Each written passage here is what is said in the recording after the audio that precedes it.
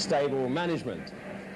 West Ham seeking to prove that it's possible to achieve success with style, and Everton, no less stylish, trying to maintain their own pattern of play with some less experienced new faces. Our guest today, I hope you'll be able to hear him, is Trevor Brookie.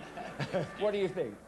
Well, I think if this season's regular anything to go by, we might win for a few goals because they're both being conceding. I mean, in the 6 games here, West Ham supporters have seen 25 goals go in, but 13 from the opposition, and I know it's something John Lyle's conscious of, and we don't want it to be a goalless draw, mind you, today, but I think both defences have had problems this season. If I pressed you, win, lose or draw West Ham? Well, I think it would have been a nice one to have as a score draw on the coupon. I'll sit on the fence, yes. For the time being, anyway. Well, I'm particularly looking forward to seeing Tony Cottee, West Ham's impish and nimble striker. And as with Beardsley and Lineker, small seems to be beautiful these days. And Tony's earned the chance to prove himself a front liner with the England team. In contrast, Everton's Paul Wilkinson is lanky and lean as a beanpole, but pacey with good touch and is a handful in the air. And either of these contrasting players could be today's match winner. But whatever the score, if both teams play to form, we're in for a treat. So let's join Bobby Charlton and match commentator Barry Davis. Well, the only question about team selection concerned who would be the partner for Tony Cottee up front. And in the end, the role is given to Paul Goddard, in part perhaps because of the stunning goal he scored on Wednesday evening at Watford. And it means that Frank McAvenny, who's been out now for 3 games with a hamstring injury, begins his comeback as the substitute. And referring back to that match at Watford, really West Ham there were a television producer's dream. So inventive in attack, so often brittle in defence. Everton also came up with the pools during the course of the week. They had a 4-goal line on Tuesday against Sheffield Wednesday, and their team is unchanged from that occasion. Indeed, as a result of that victory, they come here with their best run of the season, 3 consecutive victories. And I think we should say happy birthday to Derek Mountfield, who is 24 years old today. So for the real EastEnders, it's a Sunday afternoon out. And a good-sized crowd here at Upton Park, waiting for the officials to call up the 2 captains. It's quite a crisp afternoon. The sun seems to have faded away. It's a little chilly, but conditions good. And I think expectation high. There are the 3 officials. Paul Vaines from Whalley, Dudley in the West Midlands. Dudley, home of perhaps the most famous footballer of all time, in many people's opinion, Duncan Edwards. And the 2 linesmen are David Keane, who will have the red flag, and Norman Leslie, the yellow flag. David Keane will be remembered as the linesman who had to come on and deputise for the injured Alan Robinson during a live match here against Manchester United.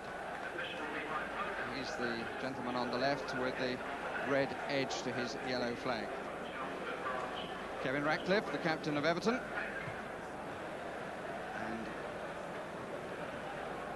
as we look at the West Ham captain, it looks as though they have 2 of them, but one, I can tell you, is today's mascot, and he's only 14 years old. He's Julian Horn. The captain is Ray Stewart, continuing in that position in place of Alvin Martin, still on his way back from a knee injury. Julian Horn wearing West Ham colours this afternoon, the mascot, but in fact he's a supporter of Ipswich Town and won a penalty competition on this ground just a week ago, and part of his prize was to be mascot today. So whether he's going to change his allegiance, only he will know.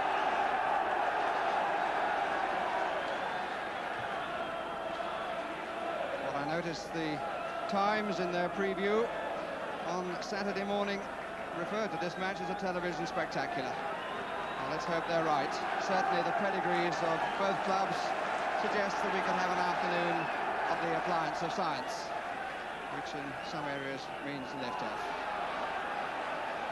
And West Ham attacking the goal to our left.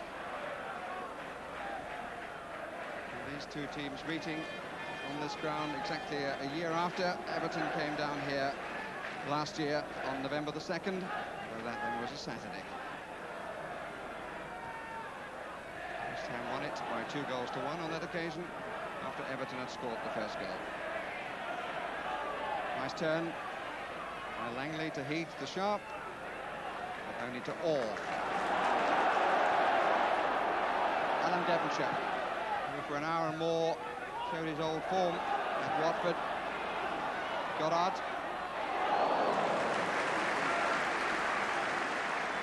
Aaron Harper, who got the foot in.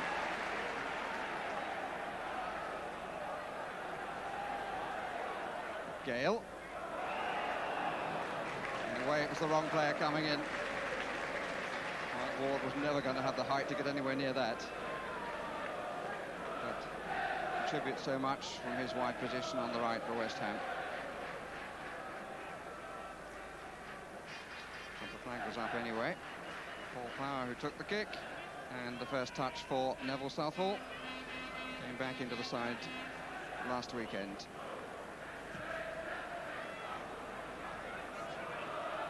Hilton's header. Harper. Heath. Trevor Stephen.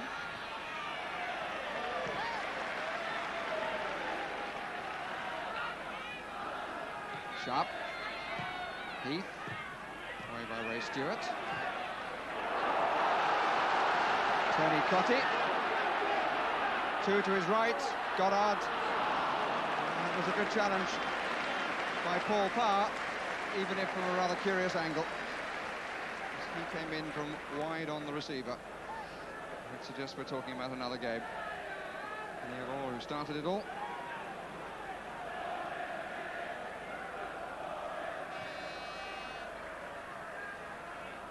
Wilkinson and Hilton. Dickens and Sharp. And Orr obviously intent on playing the early ball to the front players.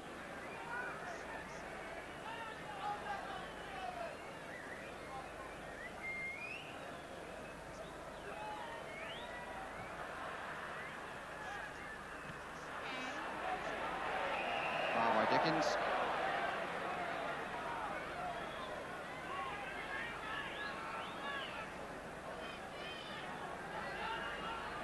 Derek Manfield has come forward, as ever.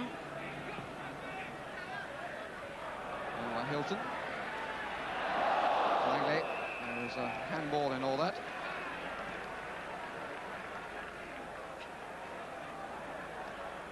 And he's a strapping lad, Kevin Langley. Devonshire, wandering early. Goddard, that worked for him. That's a foul. Fall back on Power.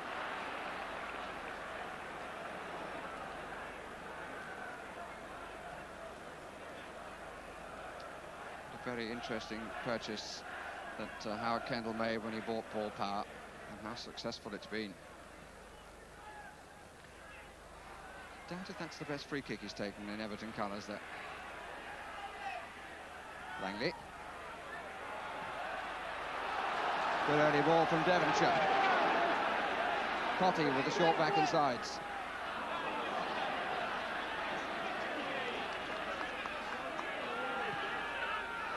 That's a lovely ball. And here's Paris. Cotty on the 6-yard line. But he could do nothing without the ball. Good attempt, though, by George Paris to get to the line, to give himself the right angle. Nice smile too.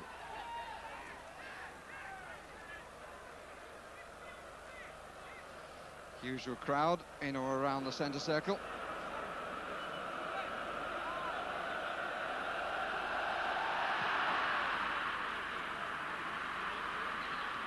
On by Wilkinson. Sharp. It's well played, and a little muddle by West Ham. Trevor Stephen. Ball was just slightly behind him when he had to strike it, and so he couldn't get real power. But even so, a sharp break in every sense.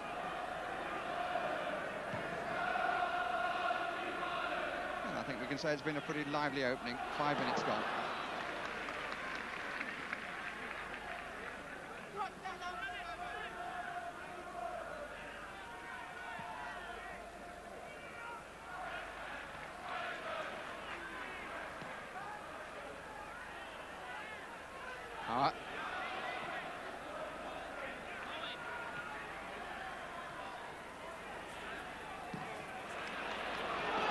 Paul Goddard chasing down the middle, Mountfield having to make up ground. And needed some help from Harper.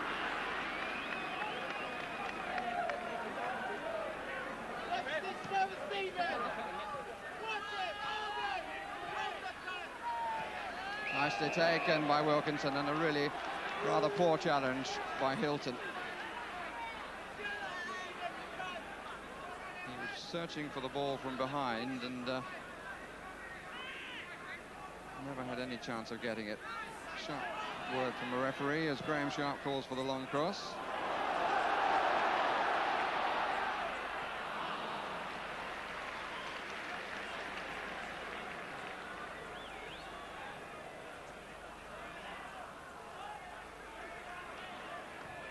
Stewart, Dickens, good use of the chest. Blocked by Mountfield on Cotty.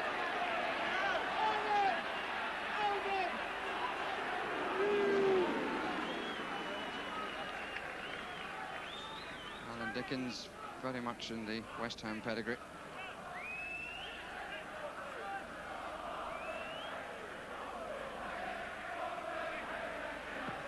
Hilton and Wilkinson having a push and shove, but they're not directly concerned with the ball now.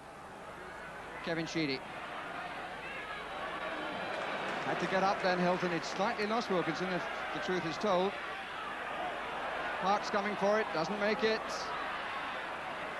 And put away by Tony Gale. And West Ham in a little bit of a mess then, defensively.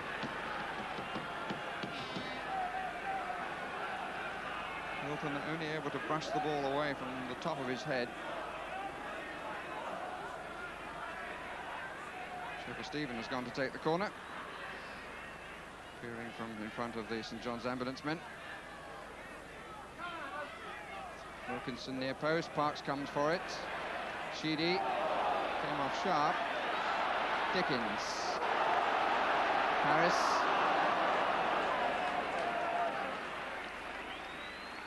Unnecessarily hurried then, Paris.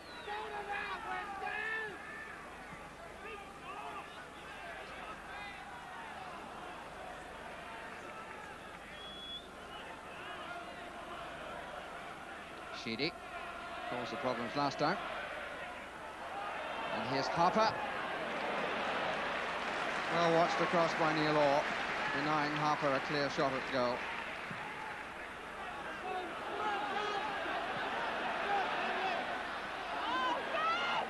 Cotty. Pass was intended for Dickens. Sharp. Another pass of great distance and accuracy. Heath. Sheedy looking for Sharp.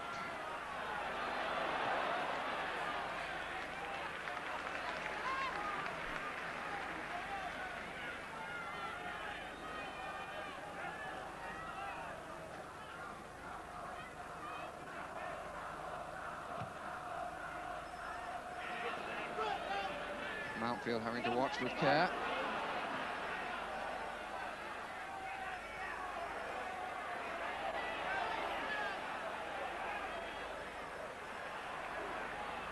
Sheedy. Well, Swiddy gave him no room for manoeuvre. Mark Ward who challenged.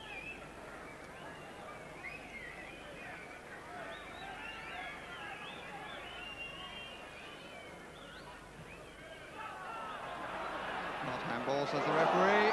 Early delivery to Cotty. And Southall played it cannily.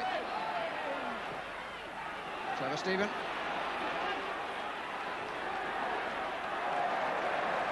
Harper. Langley. Sheedy. Just pushed back a bit by Ray Stewart. In attention again. Hilton with the slip, but no danger.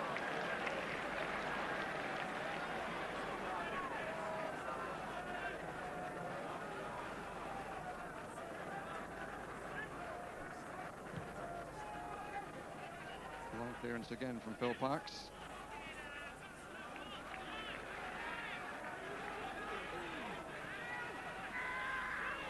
Sheedy. Pressurised by Stewart, and withstanding it well. Harper. This is the position that Everton originally brought him for, full-back, Alan Harper. This is Tony Cottee. Goddard comes to him. Didn't really know where Cottee was going to go and where he should go, and I'm afraid that was all too clear in the end. But an opportunity for the first words this afternoon from Bobby Charlton. Well, there's two different ways of playing football here. I think Everton want to play wide and get some high balls to Wilkinson and Sharp, and the opposite from the other end, where they decided that pace is the thing that's going to benefit them most today. So Goddard and Cottee are getting a lot of feeding from the midfield and a lot to race for. Two different ways of playing football. At the moment, I would say Everton slightly in the ascendancy.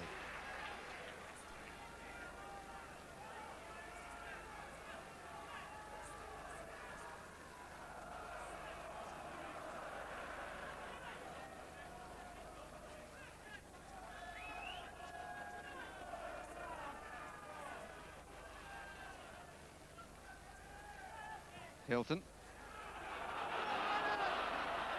Markwell had to come across and did so unfairly, says Mr. Baines.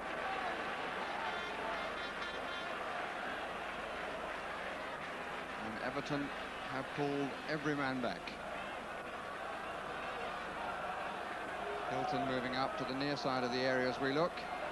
Pretty much the Alvin Martin position. Goddard is the player just inside him.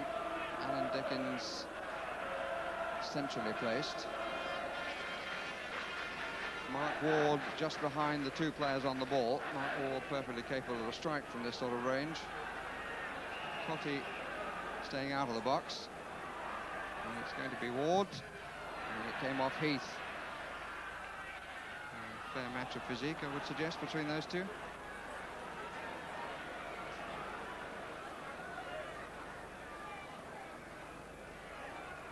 Parish and Parks are almost in a different parish. Everybody else is in the centre circle. Amazing how play gets so confined in modern football. Look at that.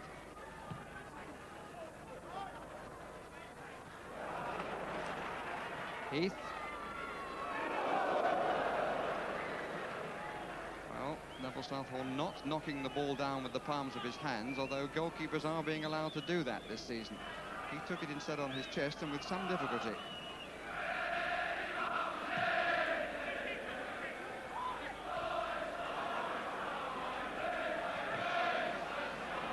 Hilton.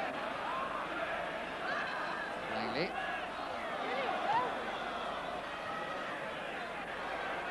Sharp and all. Devonshire seemed to lose the flight of it. Stephen. Harper, first touch let him down. Again, the early delivery from the back, and a bit of holding by Kevin Ratcliffe on Paul Goddard.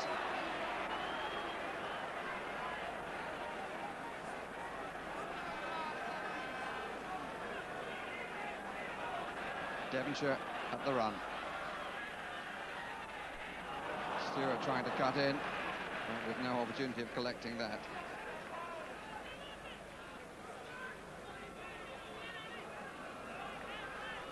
Quite a good illustration there. Goddard and Cottee keep trying to go forward. Devonshire trying to probe, find little balls through for them.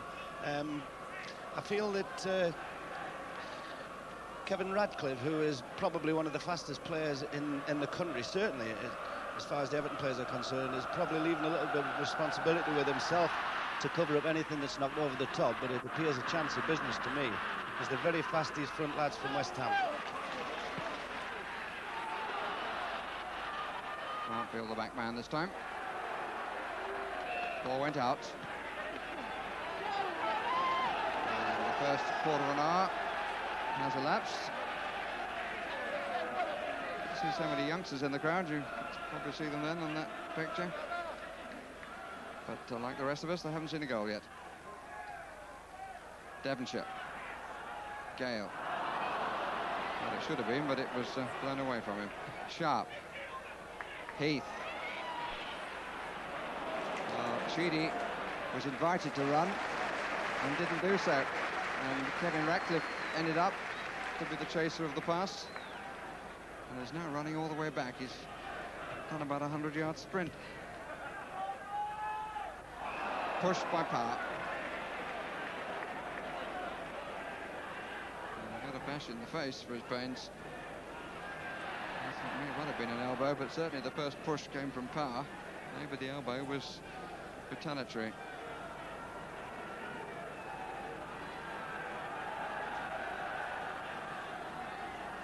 West Ham with 5 players on the 18-yard line. That's the widest. Hilton, who now comes to the middle. A header out by Mountfield. Hilton, whose power in the air was seen to good evidence at Vicarage Road. I think he was very unlucky not to score with a header that came back off the crossbar.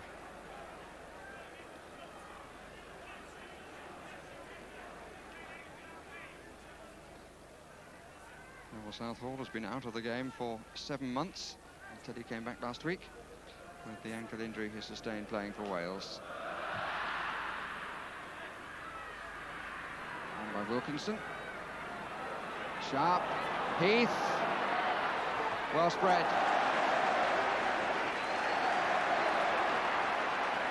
Langley.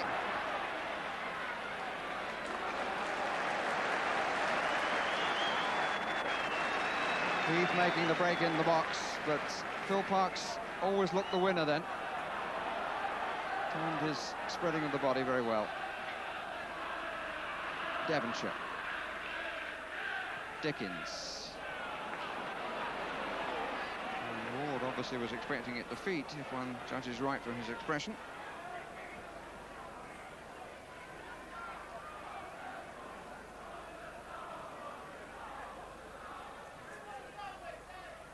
These two teams, of course, finished second and third behind Liverpool last season. Everton winning the final match at Goodison Park between the two, 3-1. To give each a league victory over the other during the course of the season.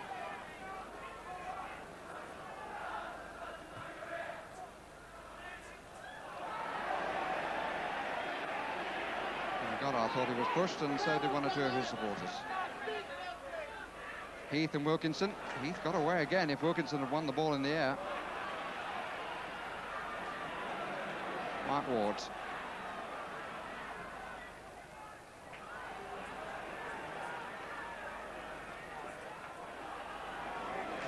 Followed up very quickly indeed.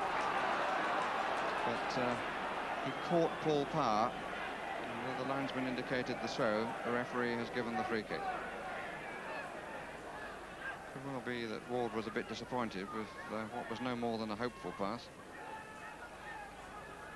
On by Wilkinson again. Sharp.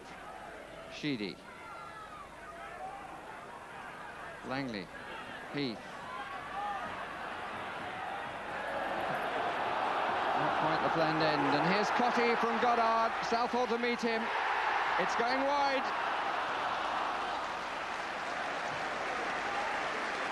Well, that all came from an Everton nonsense halfway inside the West Ham half of the field, when after a few touches the ball rebounded off the back of Langley, was dispatched after the initial control by Goddard to Cotty, who had to react instantly, but the ball flew wide.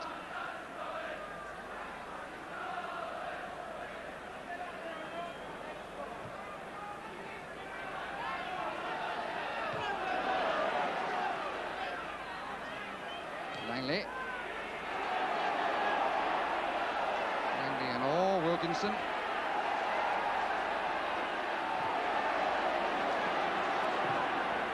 And the bite has increased all of a sudden. Ward. Oh, dear, oh dear. One push, one kick. And the kick seen as the greater evil.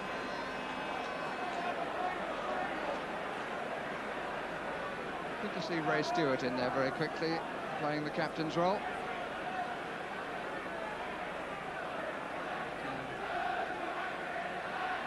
Now he's organising the defence. 5 in the box for Everton. Sheedy's cross. Dickens didn't get hold of it. Sharp did, but wide.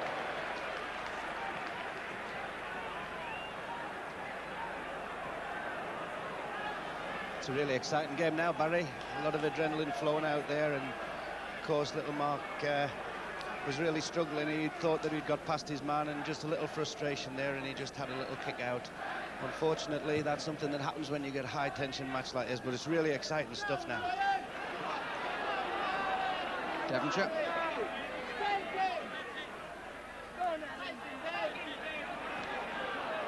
Good stuff from Devonshire.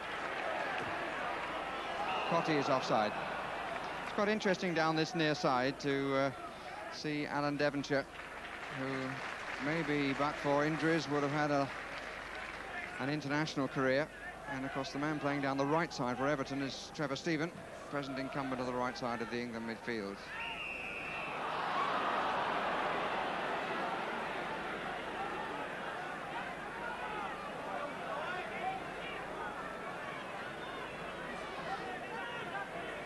This is a comfortable range for Kevin Sheedy.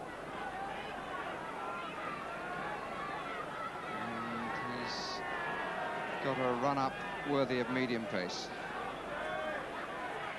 And West Ham, 5 men in the wall. There was a very clean strike, but rising too sharply, I think, from the moment of impact. Over 5 men. In fact, it came away to the right, but it rose above the angle.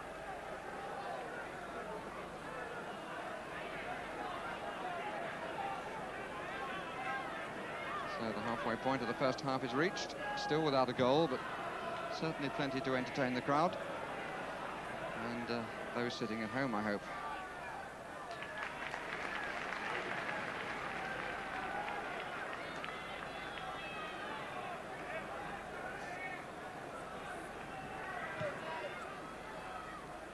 Three up for West Ham this time, and again a little niggle from Ward on power. And here's Cotty. Harper just got enough of it.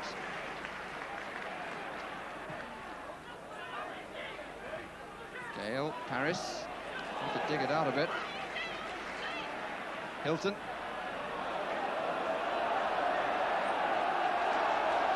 Good advantage allowed and a good run. Ward wants it on the right and gets it. 5 in the box for West Ham. Out by Harper, then by Ratcliffe. Stewart. They're all still waiting, the same quintet. Mountfield this time with the clearing header.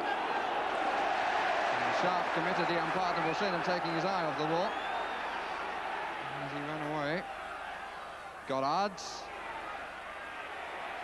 Neil Orr. Well, there were 2 possible strikers from pretty deep then, either Orr or Ward. Devonshire starting it on the left side. Goddard, good vision. And Orr taking the responsibility and striking wide. And Paul Hilton was the player who started it all by that fine run from deep.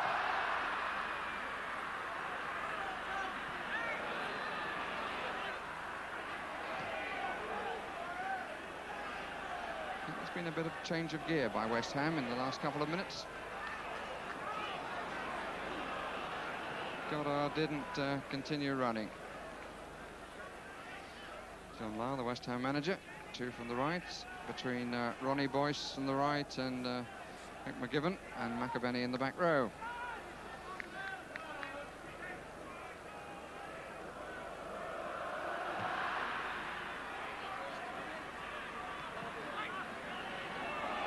Wilkinson. Often looks very awkward. But that can often be a very useful weapon. Stephen. Forced the turn by Devonshire. And a free kick in the end. What amounted to obstruction. Well, the referee may have seen as a deliberate push, I'm not sure. No, the hand stays down, so he presumably did. Harper, Mountfield up, gets the header, Wilkinson and Stephen each left it to the other. Alan Harper. It's curling quite a lot. Sharp. And again, West Ham failed to get it away. Sheedy. Got it away this time. Termination of Ward. But his presence over here leaves a bit of room for power for the first time. Cotty, always hanging up on the halfway line. Ratcliffe. Stewart. Looking for Cotty.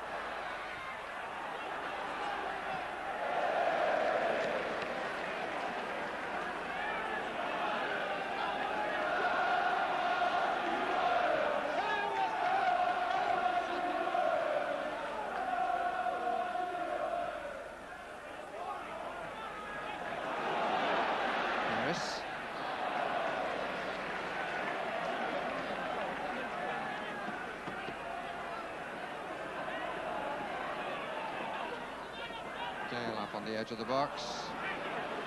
Put in by Trevor Stephen. Or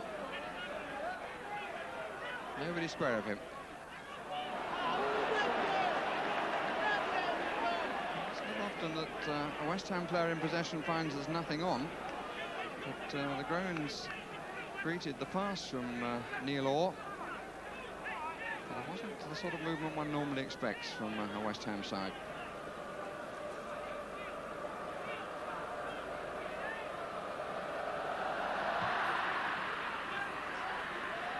Stephen. Devonshire.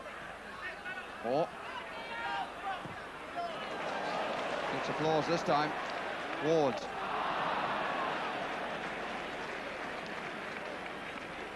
Interesting, the crowd's reaction to players. The groan against Orr, but no groan there against Ward.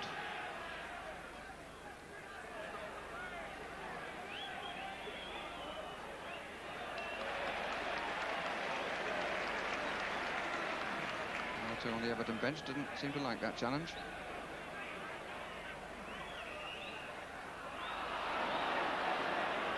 Free kick given against Dickens for the challenge made on him by Langley, which I don't quite understand.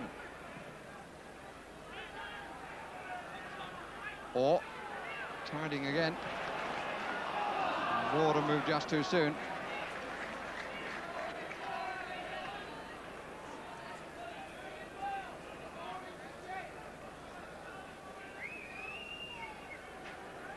Howard Kendall, one of only 4 managers to play in and manage a championship winning side. He's at the back behind the gesticulating Colin Harvey. Heath.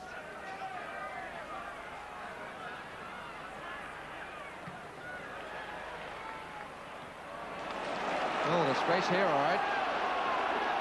Everything in a West Ham shirt is to the right of Neil Orr, except Devonshire's coming up behind. Ward. Stewart outside. 3 down the middle. Orr again. Everton all back, but except for 2. Frustrating end. It's the second time, Bobby, that West Ham seem to have had possession in a good area with a lot of movement and nothing happened from it. Yes, that's right. There's a little congestion in the middle of the field, Barry. I like Alan Dickens very much, and over this last year I think he's had a major part in West Ham's success, but Kevin Langley in particular has marked him out of the game up to the present time, and he hasn't been that effective. But West Ham will be a little frustrated. They've had quite enough possession, but nothing to show for it just yet.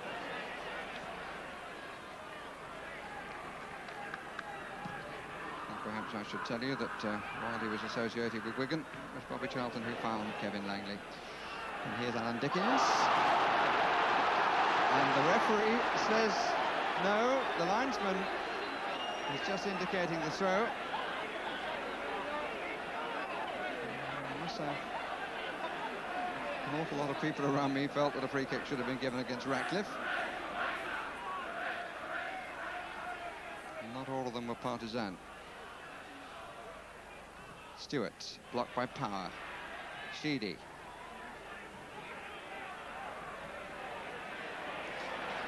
Great turn by Hilton.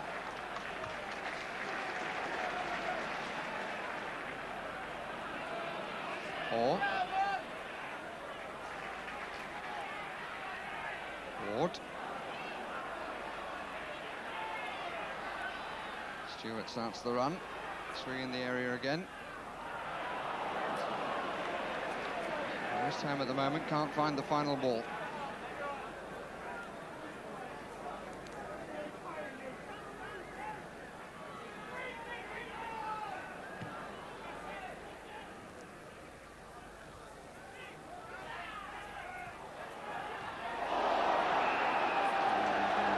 Dangerous play by Kevin Langley.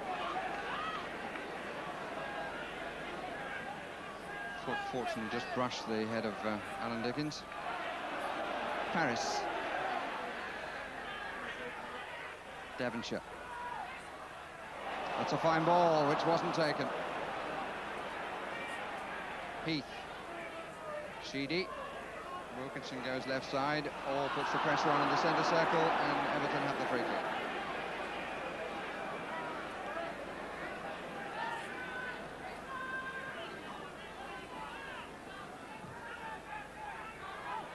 Sharp. Langley. Power. Forced to come inside again. Langley. Everton have used the ability of Power to cross so well with his left foot very effectively this season. They've had no opportunity in this match so far. It's partly homework and partly the performance of Ward. Here is his first chance. An indication of what can happen if Power does get down that left corner.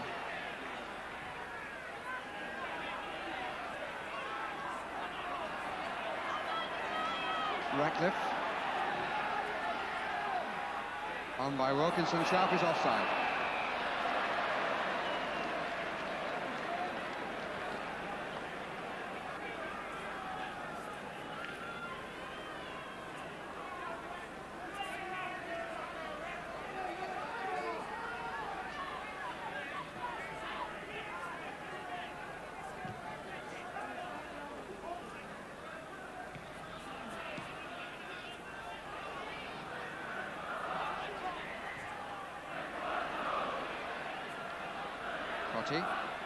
Ratcliffe in attendance. Good challenge by the Everton skipper. Hilton coming forward, which suggests that Ray Stewart will go for the long throw.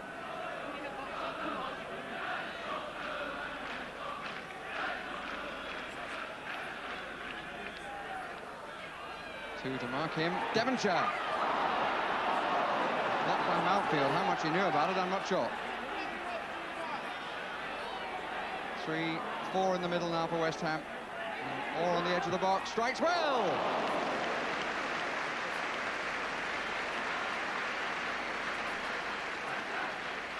Well, the left arm of Neville Southall, a major factor in that. His chest wasn't completely behind it. Well struck by Orr. Just nestled nicely for Neville Southall between chest and the upper part of the left arm.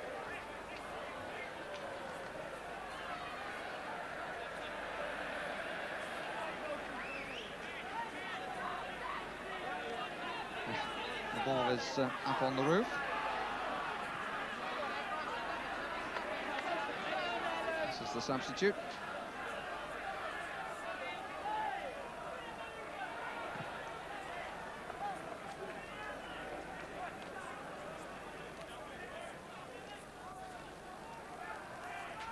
So we're 10 minutes away from half-time. Still no score between two teams in 5th and 8th positions at the moment. Everton in 5th. Or seeing a lot of the ball, tidies a lot in front of the back players and has got himself into good positions on the edge of the box. Mountfield.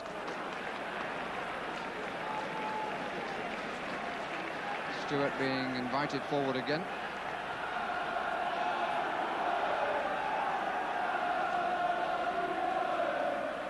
Hilton reads the leaves and goes into the box. Again, 2 went for him. Sharp. Sheedy. Tiger is challenging. Goddard. And Southall made that look very easy. Wouldn't have mattered anyway because the flag was up. But, there was an element of nonchalance about the way that he took the ball, but it was a very close run thing.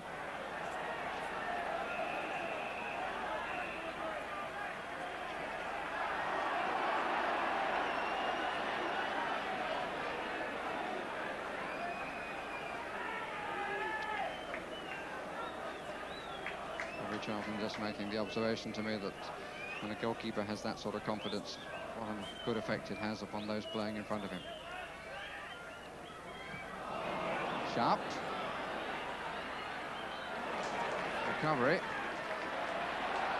Or Wards. Langley across. So beautifully switched early. Dickens. Pity. But that was a great ball cut inside by Ward. He was under a lot of pressure, players coming to him, and by switching it immediately, he took 2 players out of the game. Unfortunately, Dickens didn't take advantage of it. Unfortunately, that is for West Ham.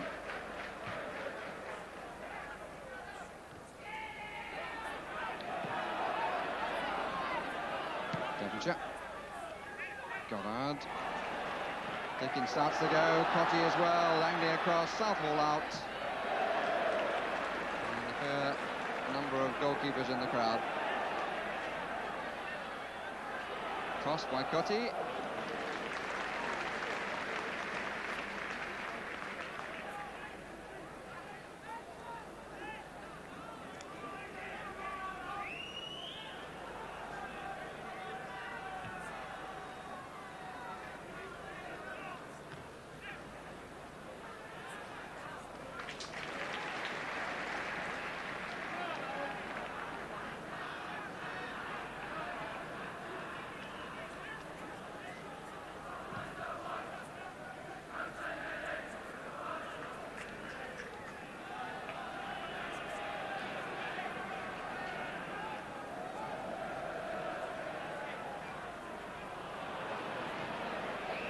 Feet were a bit high then, and the free kick given against Orr.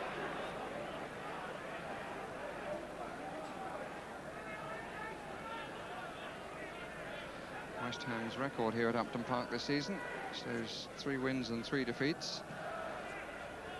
Last season they won 17 out of 21 on their own ground. It's curious how things change. They've been slightly more effective away from home this time, where they're unbeaten.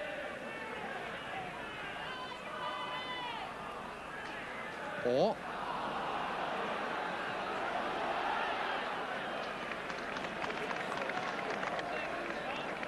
just a slight puff at the cheeks from Neville Southall.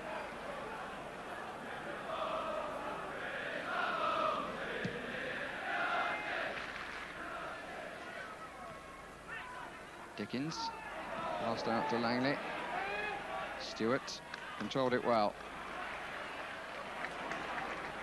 Tony Gale won't run far enough.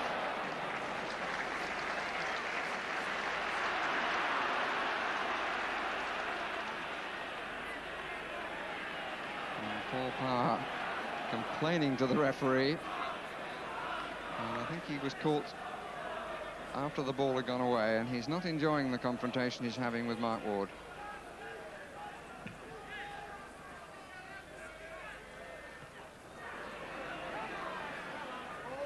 Or Dickens made it his.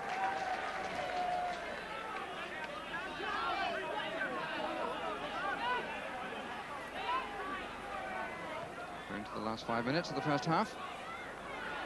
Harris.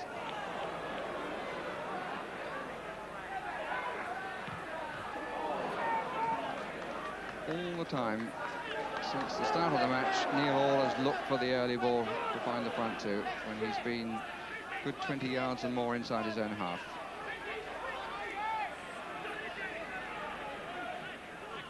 Cotty.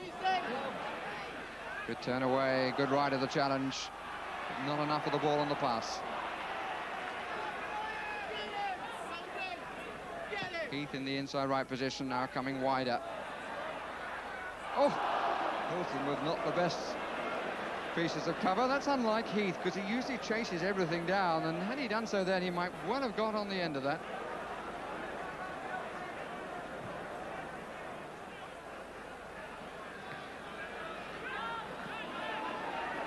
Harper.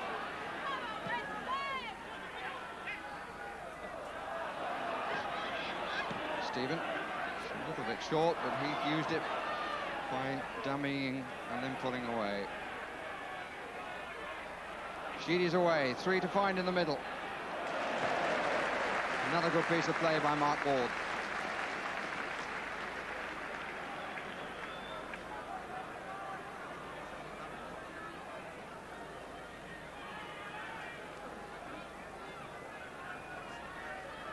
Sharp and Wilkinson on the near post. Sharp the first to come away. Harper on the back post. Wilkinson. Here's Harper. Langley.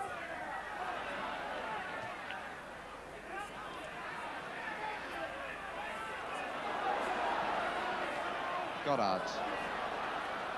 Presented it to Ratcliffe.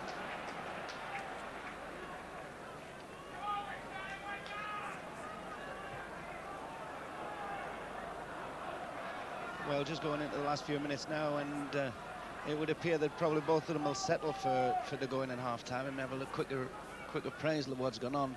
At the back, I would think that West Ham have something to worry about. In the middle of the field, they seem to be losing out slightly. Trevor Stephen in particular up front and in the centre, in the middle of the midfield, has had a particularly good game. But in the air, West Ham have been particularly bad at the back, and I think they'll be lucky to get away before half-time without giving something away. Here's Devonshire, maybe he'll do something. He's got support from Goddard, from Cotty and from Dickens. And this is West Ham's first corner of the contest. And there are only 2 minutes of the first half left. Gale, exchange the angle. Really, that was a defender's ball. Won by Mountfield.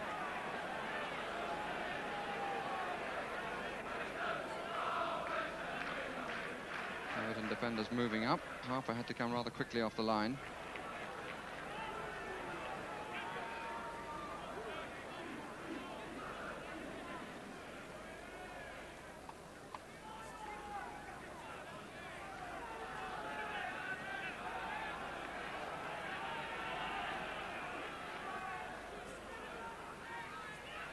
Dickens, Ward,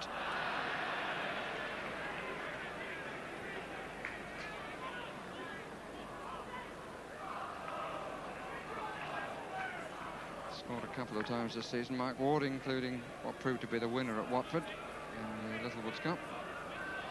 And he really struck a beauty from a square ball from Cotty. Could be Southall's last clearance of the half. We're into the last minute of it. Devonshire.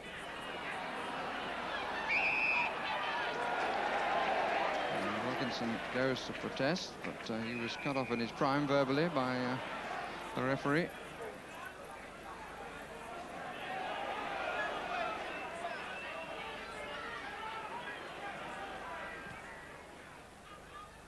Ward.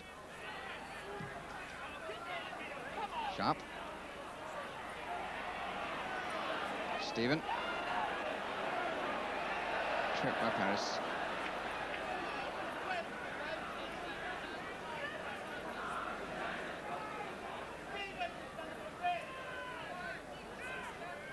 Referee checks his watch. We haven't seen a trainer on the pitch, so no time to be allowed for.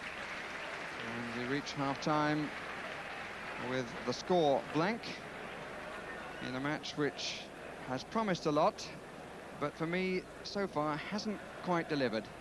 It remains to be seen whether it will do so in the second half. For me too, Barry, it hasn't quite delivered yet, and Trevor Brookings prediction of a score draw not yet materialised, but we are hoping for better things in the second half. But before that, let's take a look at the near misses from that first half once again.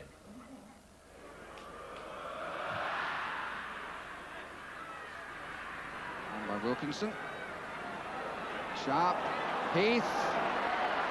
Well spread.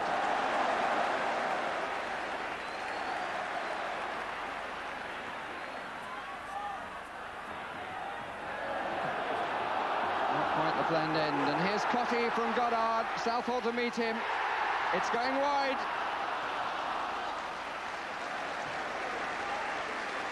Well, that all came from an Everton nonsense halfway inside the West Ham half of the field, when after a few touches the ball rebounded off the back of Langley, was dispatched after the initial control by Goddard to Cotty, who had to react instantly, but the ball flew wide. And Sharp committed the unpardonable sin of taking his eye off the ball as he ran away. Goddard. Neil Orr.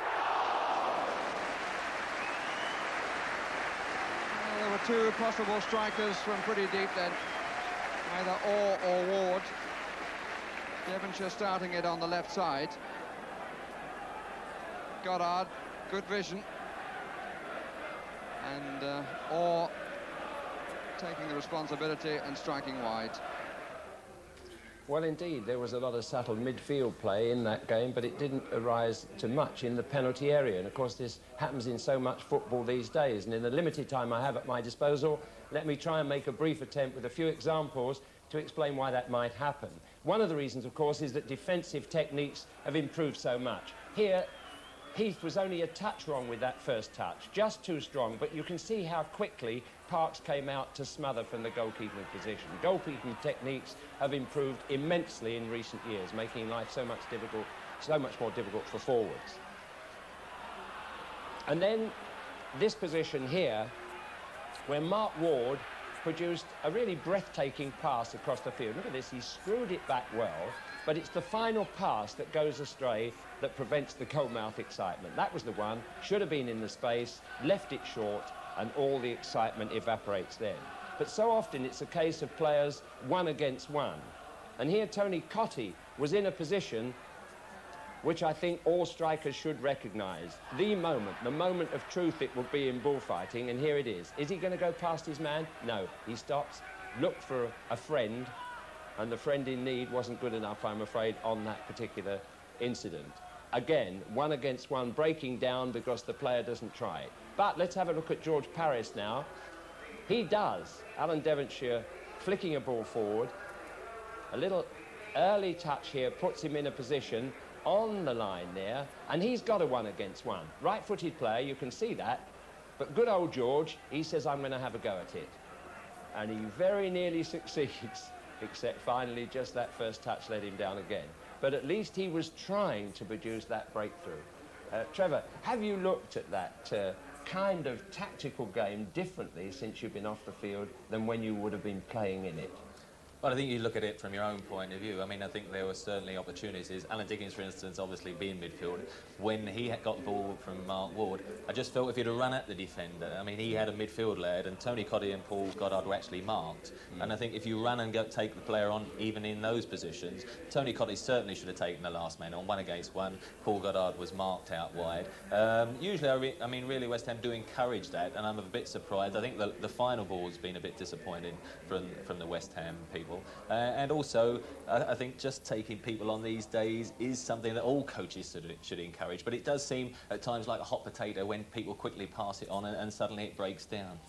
Yeah, players that have impressed you in that half? Well, I think mainly defenders, unfortunately, Jim.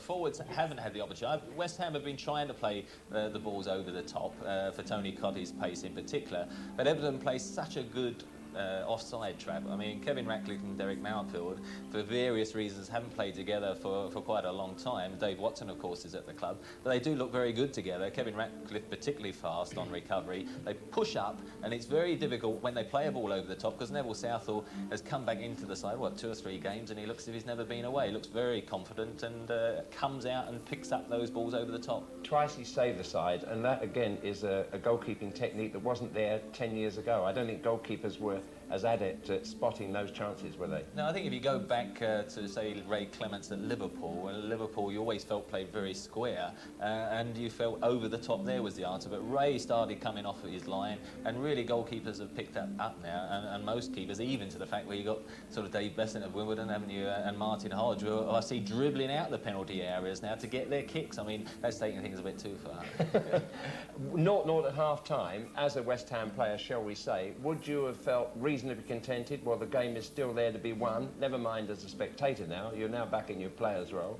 Well, I think I mentioned before the game West Ham conceded a lot of goals. So defensively, although they've been under pressure and the high balls, I think John Lowe will be quite happy that they've been a little bit tighter than they have in previous home matches. Where the problem is going forward at the moment. They're sort of going so far, and then a lot of aimless balls really going nowhere, and they've got to get find Tony Cotty and Paul Goddard. And I'd like to see him play a little bit more into feet and get men coming from the midfield rather than all the time trying to play over the top, where I think they're playing into Everton's offside trap. Well, maybe that same conversation is going along in the dressing room, but to see what's going on quite near the dressing room at the moment and maybe get a clue to that, here's Bob Wilson talking to Alvin Martin. Yes, here is the West Ham's injured skipper, Alvin Martin. Alvin, very even, really, the first half, hasn't it? Yeah, I think there hasn't been that many chances, just the 2 chances really either end. Phil pulled off a great save for us, and Tony Cotty was a bit unlucky not to stick one in the net at the other end. What do you feel about the West Ham defence this afternoon? There's certain question marks being raised. I think we've done fairly well. Just the 1 chance, like you're saying, Phil was able to make a good save, so I think we've been fairly solid at the back here. Games against Everton are always rather special for you, aren't they? Yeah, well, I'm from Liverpool anyway, and I was at Everton as a schoolboy in 1974 time. So, I mean, I've got a lot of family in Liverpool, and we always like to beat the old firm, yeah. How is the injury situation with yourself? Exactly what's happening on that front? Well, I start training tomorrow, and hopefully maybe have a looking at a game against Arsenal reserves next week. And how do you feel the second half will go? Well, I'm hoping that we can be fairly patient and look for the elusive goal. I think once we get the goal, hopefully we can stay fairly solid at the back like we have been, and then hit them again on the break when they try and come at us. You think it is a case of being patient, do you, to beat Everton? Definitely. I think Everton are a very good, solid side, and I think you've got to not get carried away and run at them too much, because they're always liable to hit you on the break. Alvin, thanks very much. Hope that injury mends soon. Thanks, Bob. Trevor, quickly, a score draw still, or West Ham or Everton? I've got to stick by a score draw, but instead of 3-3, it better be 1-1, I think, Jim. Yeah. Well, let's go now and join Bobby Charlton and match commentator Barry Davis. And we still have an empty pitch, although the style of the United States seems to be coming to English grounds, because over on the far side we have the girls doing their routine, warming up the crowd on the edge of the tunnel there. And Bobby Charlton, just picking up that point that was made earlier by Jimmy Hill and Trevor Brooking. I saw West Ham, as I think I've said a couple of times, on Wednesday night, and there they were taking on people, but that was away from home. Yes, I think you get a little frustrated at home, and you feel you've got this obligation to do things that little bit quicker, and I think that they're a little frightened of letting the fans down. When you go away from home, I think they don't take so many fans with them. They're a little more relaxed. You're not, to all intents and purposes, expecting to win every time you play away, and probably this relaxation makes them play better.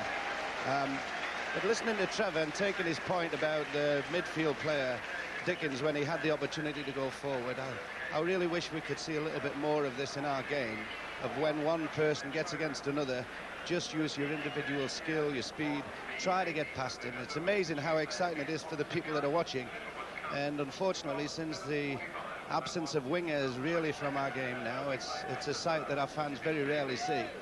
But nevertheless, there is still lots and lots of good play to be seen here today. West Ham, I feel, will really try to go, because 3 points down to them is quite imperative. They want to get this patch out of the way when they haven't won on home ground. Everton want to continue their run. We've still got a lot to see in this match. Some goals too at home. So Everton now attacking the goal to our left. If you've joined us a little bit late, I'm trying to get the last bulbs in. Let me tell you that there is no score. Away by Devonshire, offside against Cotty. Tony Cotty, 11 goals to his credit so far this season. Set himself a target of 30.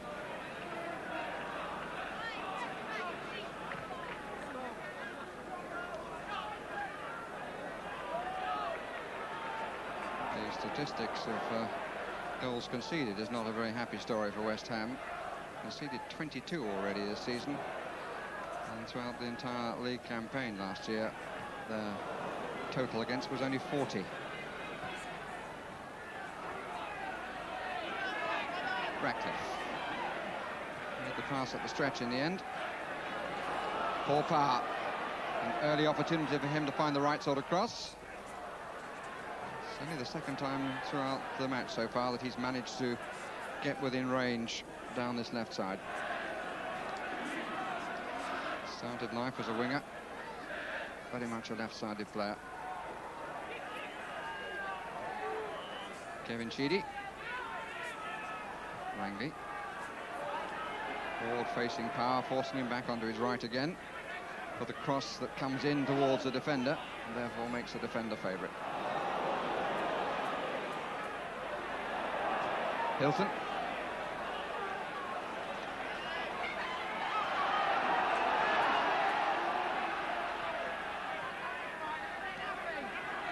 Wilkinson on the edge of the box, calling for it, trying to get in front of Tony Gale.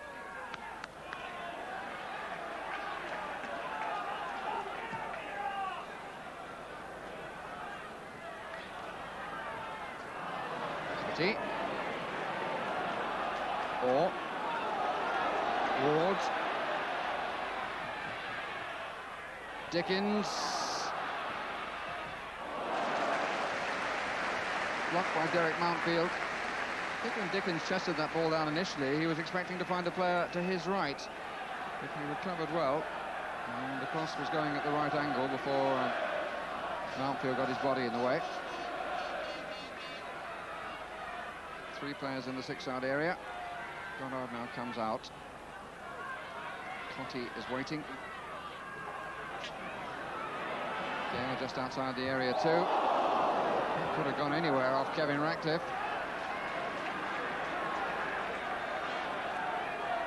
Stewart. Hilton. Goddard.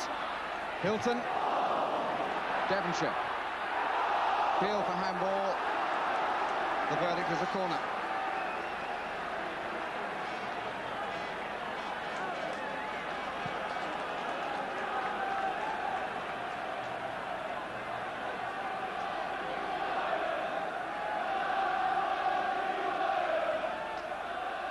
Same three players in the six-yard area. Up comes Dickens.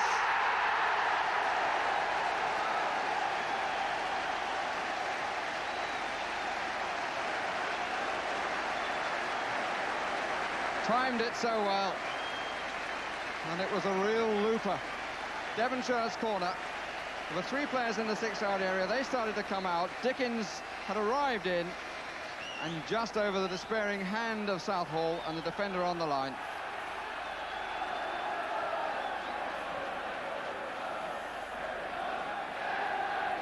So in the 4th minute of the second half, 49th minute in all, West Ham United have the lead.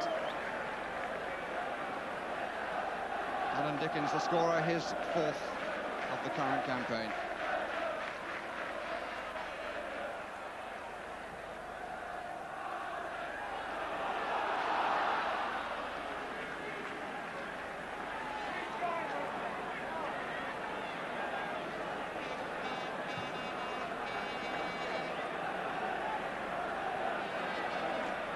Goddard, Dickens, Harper for Everton.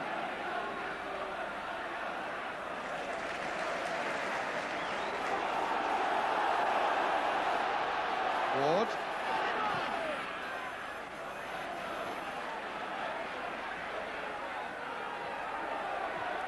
That's good play by Langley. Sheedy, handball by Stewart.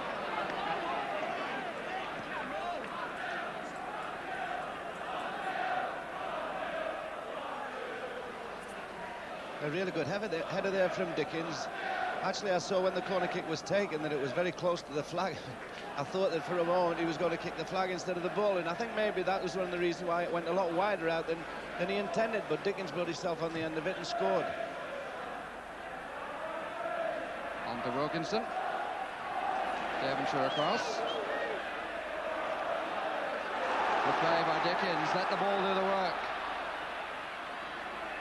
Ball stayed a bit tight to him, really. He didn't offer the angle. I think he wasn't sure of the angle of Dickens' movement. That's nice.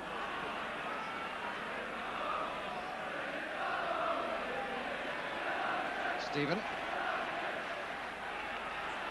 Good stuff here from Everton. Heath. Sharp. But Ray Stewart was there ahead of him. Everton, I should remind you, without the likes of Peter Reid, Gary Stevens, Paul Bracewell, Pat Vanden Hart, not to mention the departed Gary Lineker. The strength of their squad has served them really well. Keep them in contention at the top.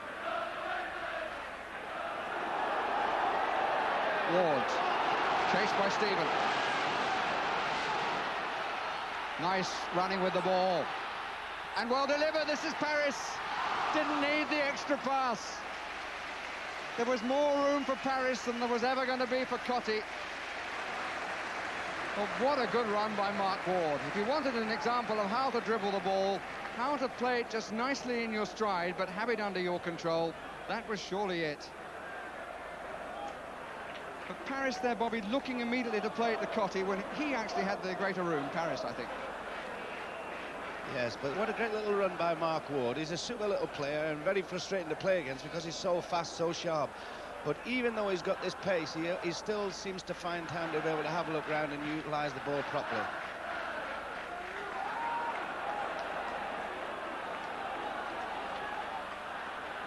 Stewart.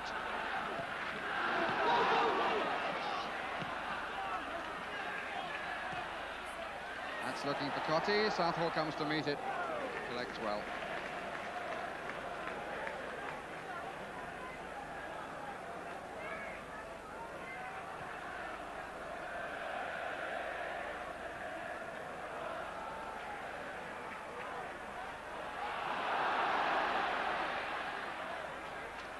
Derek Mountfield.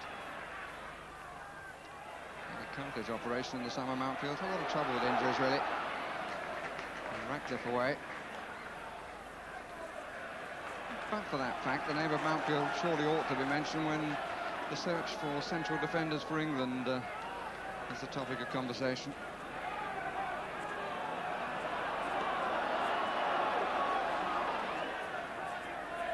Harris. Dickens. Goddard. A bit wild from Ratcliffe. Power. Sheedy to Sharp. Ward looked up and tried to find Goddard.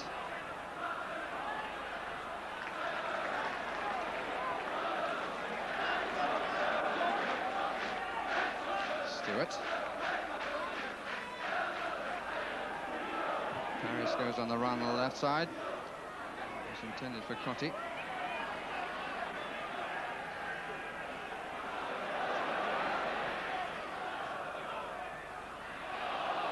Of all the fullbacks in an attacking role, it's Paris who's found the most room. But here's Heath searching for room. The free kick is outside the area. A challenge from Hilton. No question that the point of impact was outside the area. But equally that it was not a particularly good challenge. Heath just pushing it away. Well, I wonder. I've got a feeling that Heath fell some little time after Hilton had brushed across the front of him. Looking from a different angle, the referee might have felt that if he'd had advantage of looking at that angle, that Heath made a great deal of that.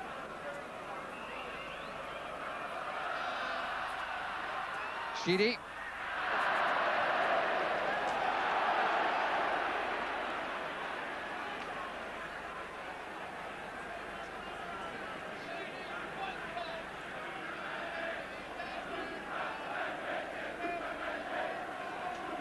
19-year-old Warren Aspinall, the Everton substitute. And getting goals in the reserves, 5 in one match. Cottee. Almost, but not quite.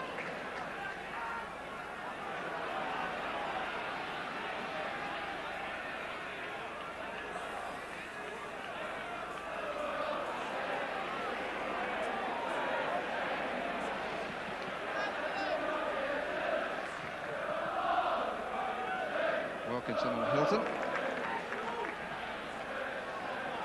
Stephen. Challenge by Alan Dickens, who's having a fine match.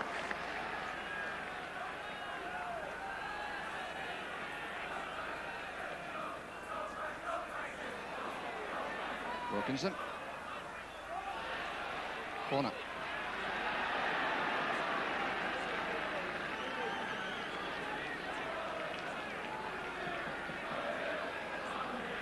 Substitution to be made, and it's Kevin Langley who leaves, formerly of Wigan, and he's replaced by another youngster formerly of Wigan, Warren Aspinall. Hasn't made a full appearance yet, in fact made his debut as a substitute against West Ham at Goodison Park at the end of last season. That's comfortable for Gale. Harper. Wilkinson. Question then about Hilton's positioning.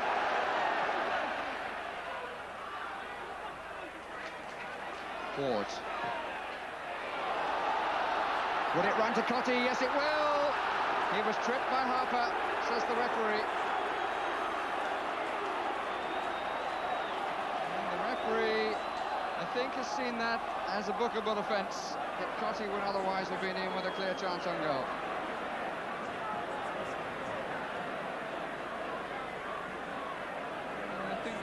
A little bit tough, but the referee is the man in charge. Cottee going away. Now, is this an attempt at the ball? Well, again, the fall was late, and it looked as though he was trying to get a foot in between the legs of Cottee to play the ball. Bobby, would you agree with that? Well, they've got the free kick, and it was a chance. I suppose you could say it was a professional foul, but the way that the players responded would suggest that he felt he'd been badly done too. I thought that he actually played the ball and unfortunately sent Cottee down. So we have a higher angle than the referee. It's always easy to make decisions, indeed to play the game when you're sitting high in the stand.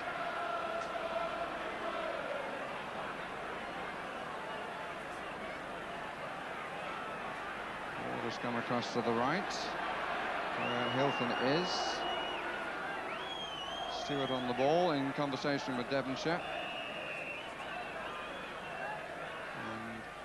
Cottee makes the late run in the area. It was Gale who took the free kick.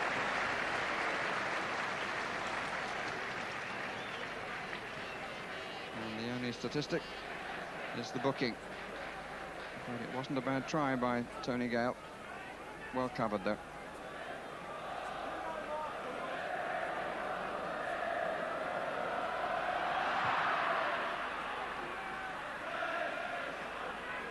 Stewart.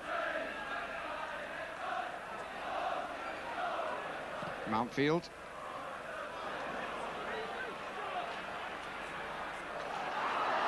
Aspinall. Well collected by Parks. Could have been a very costly error.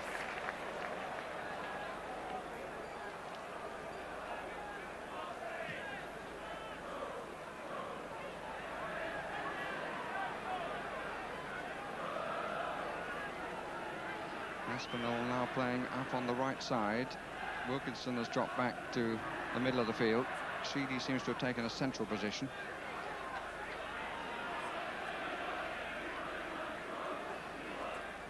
Four men in midfield reading from the right for Everton. Stephen, Heath, Sheedy and Wilkinson. And we've had an hour of the contest. West Ham have the only goal, scored by Alan Dickens in the 4th minute of the second half.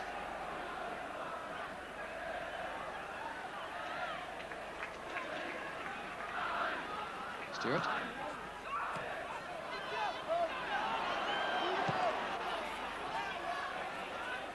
Stewart, that's too strong.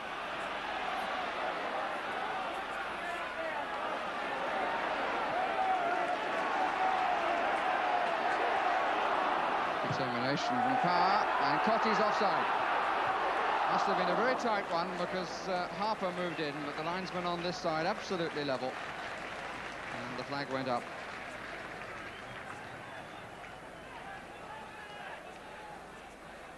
Bearded linesman who looks as though he's ready for a role to play next month, Norman Leslie from Worthing.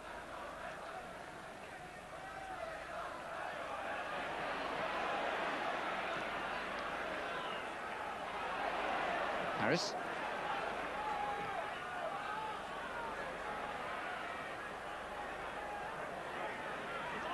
Harper.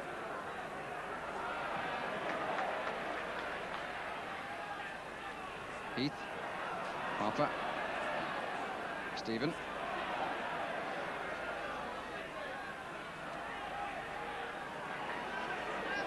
Power. Ratcliffe. Sheedy. Corner.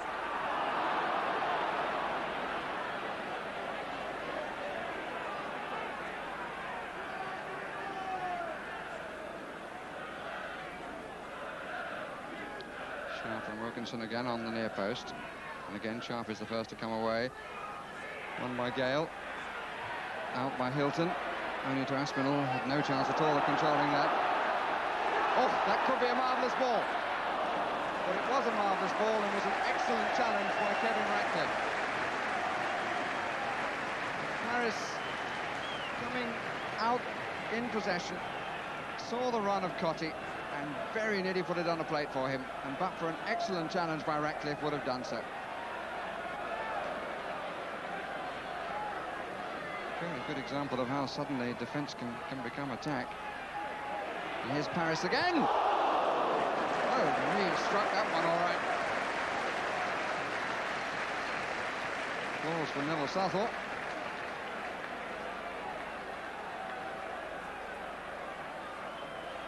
Paris. Oh.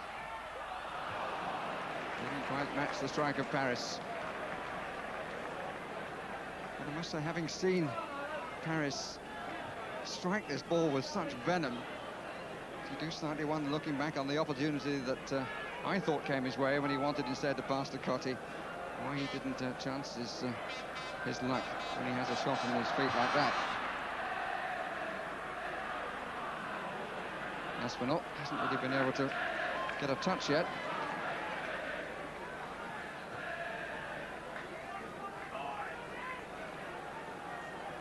Tend not to overpraise young players up at Belfield, but I don't want to think quite highly of the prospects of Warren Aspinall. Belfield into there at the training ground of Everton.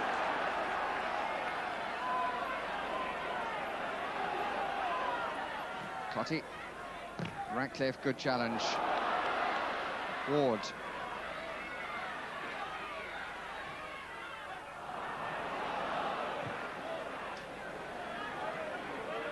Aspinall and Hilton.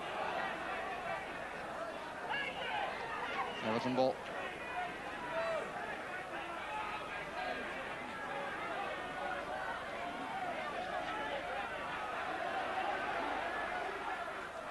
Sharp.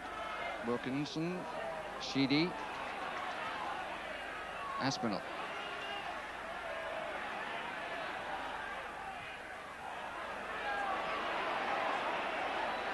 Good cover here from West Ham, and they forced the error. Dickens, away goes Paris, and he really is a sight to see. He's at the top of the picture there. Oh dear, it will be very disappointed. He didn't have a letter to answer. West Ham have a free kick in the centre circle. You really feel when you see him running away that suddenly it's a different sport. And he's on the track in the 100 metres. He's got a great start of movement. Here he goes again. Devonshire, offside.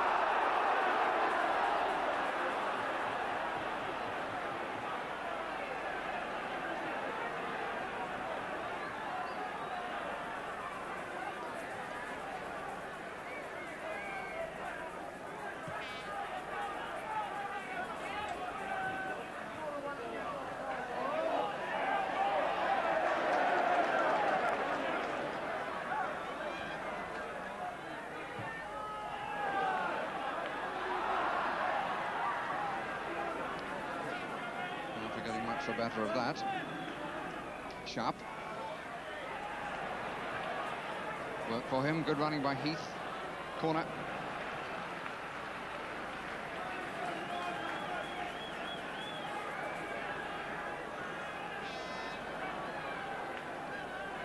Up comes Derek Mountfield, taking a position on the near side as we look. Wearing number 5.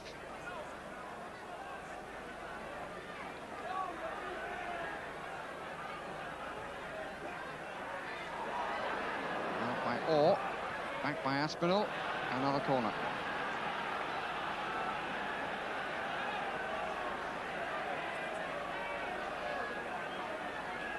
Derek Mountfield scored 3 in the last 2 games.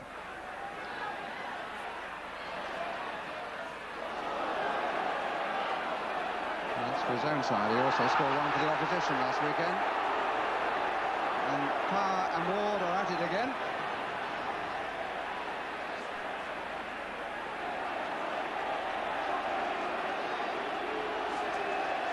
And it's Paul Parr who is booked.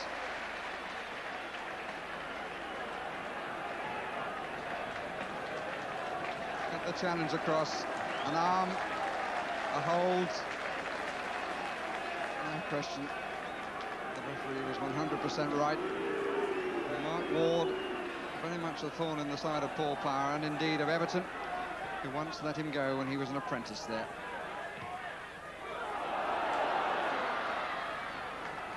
It's Mark Ward again. He left Everton and went to Northwich Victoria. Oldham picked him up, and then he came on here to West Ham. He's proved a very good acquisition. Offside. Parr complaining to the linesman, but it's when the ball is played, and I'm sure the linesman was right.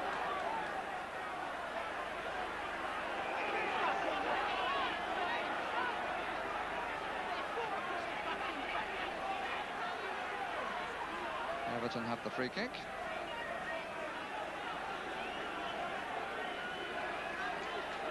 Sheedy will take.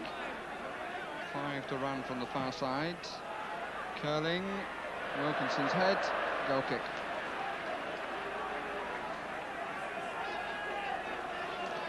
It's a really cracking game now, and it's very exciting to see West Ham when they're in full flow.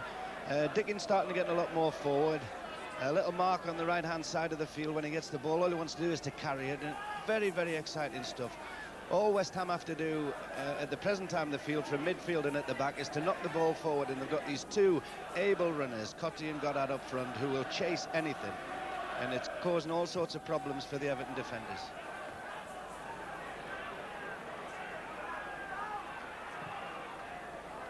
That's much too long from Trevor Stephen.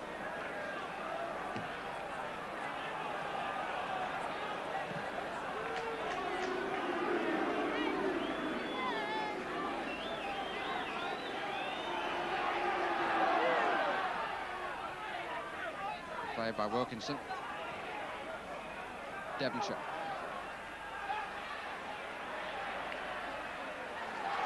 Sheedy just had a little bit of a flick at him then. The referee let it go with just a quick word.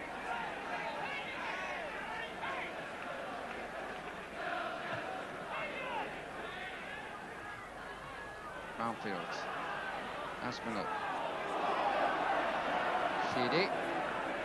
Harris. Devonshire. Parr should get there first.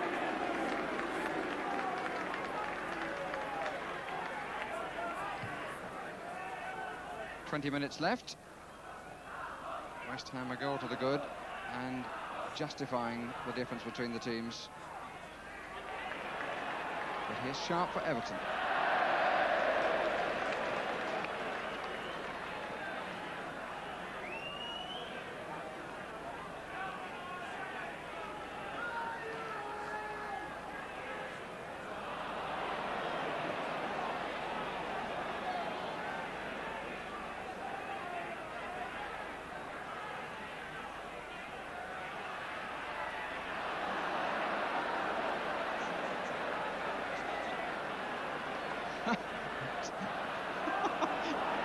studs of the two boots there were caught together. Sharp has had to take his boot off. That was a testing cross then from Paul Parr. Sharp okay again. And Paris all of a tangle. Sheedy.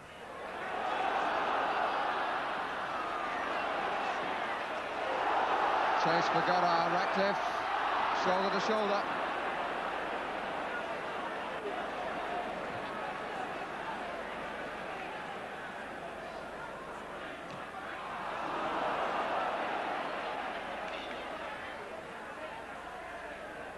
Aspinall to Wilkinson. Power. Orr. Fills a few holes, Orr. Ward. Wilkinson to challenge and not too effectively. Goddard. Good defending by Mountfield, just stood off him, didn't let him go further into goal.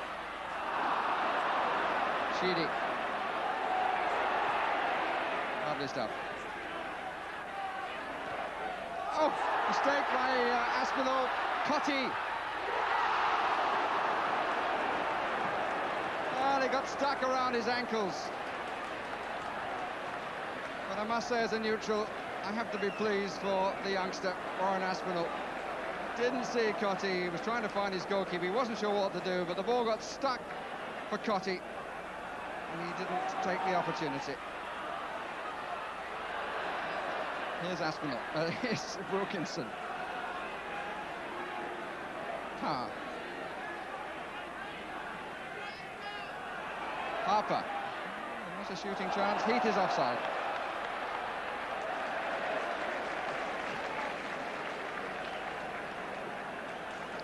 Really pleased about Warren Aspinall there that that goal wasn't conceded. He would have had to live with that forever. Very fortunate, actually. It fell right underneath Cotty. He just couldn't get his legs going quickly enough to be able to give him time to control it and knock it in the back of the net. Otherwise, the game would have been finished.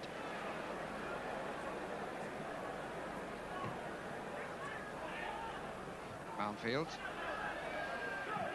Just noting that Everton have found it difficult against London sides this season.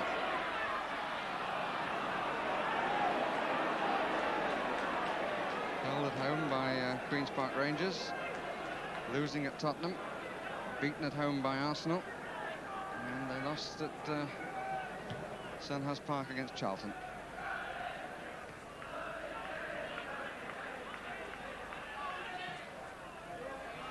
Devonshire.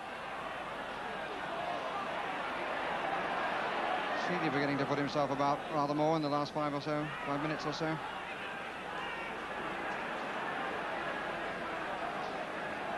Very key player in the Everton ranks, in my view.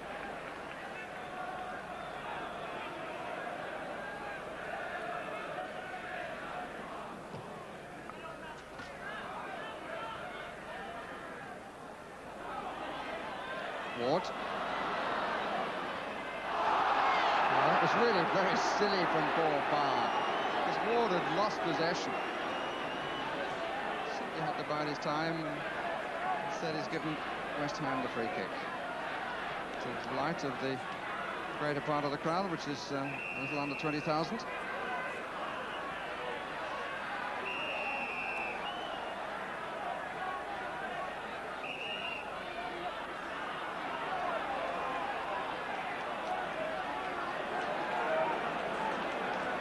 Hilton, Goddard and Gale on the far side. Hilton.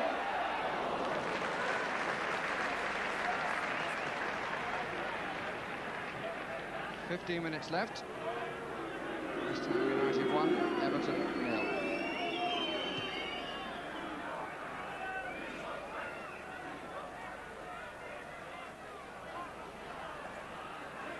Challenged by Adrian Heath.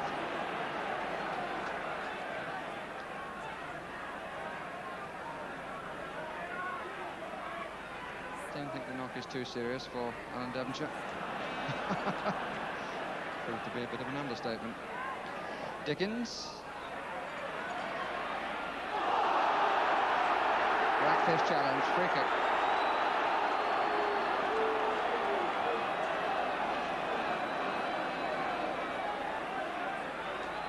It's a very steely challenge, but Dickens was going in all directions at once then. I don't think there was any malice about it, just determination to win the ball. Gale. Harris. Cotty. 3 around him. Harris. Ward.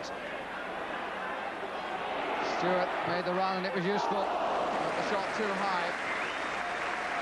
And it was Stewart that Ward looked at, because Wilkinson had come across to challenge Ward, and Stewart making the run out on the touchline drew the attention of Wilkinson and enabled Ward to go inside and have the shooting chance.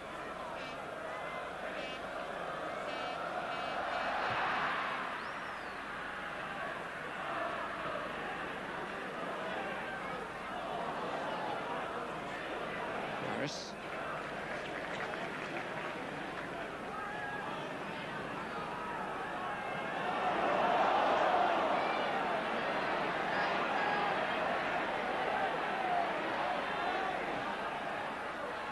Back again, Aspinall didn't really get hold of it.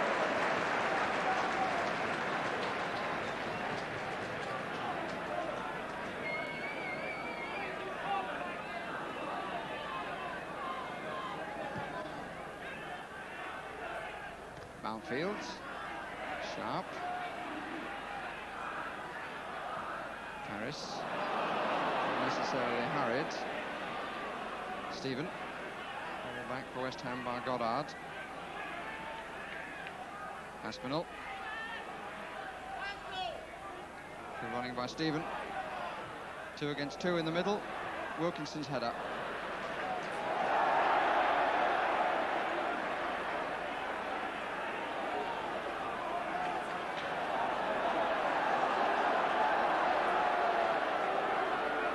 Ward. Goddard. Stewart. Looking for Cotty. Devonshire available. Dickens in the area, so is Goddard.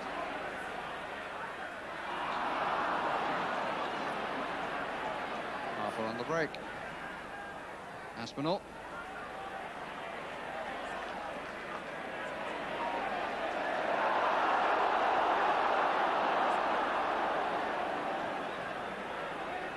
Everton's free kick.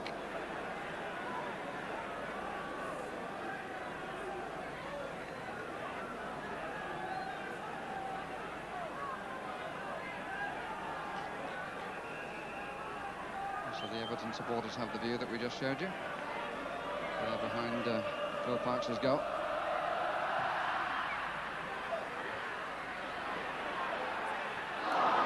This kick by Ward, Aspinall, Heath. The referee had a very good view of that. Goddard. The foul by Ratcliffe really was not a good challenge at all. The referee has allowed play to continue because West Ham kept possession. But he's gone in search of Ratcliffe to have a word.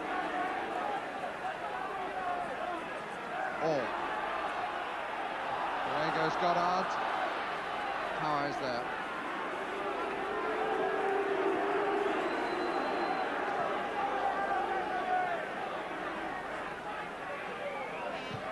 Ten minutes to go. Just the one goal between the teams.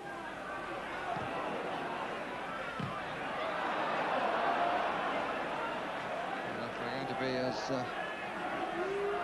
productive as that, West Ham won't add to that. Really, just a hoof upfield by Ray Stewart.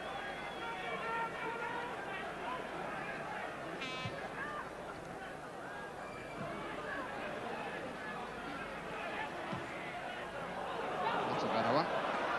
Goddard. Ward looking for Dickens. That's looking for Devonshire, but finds Harper.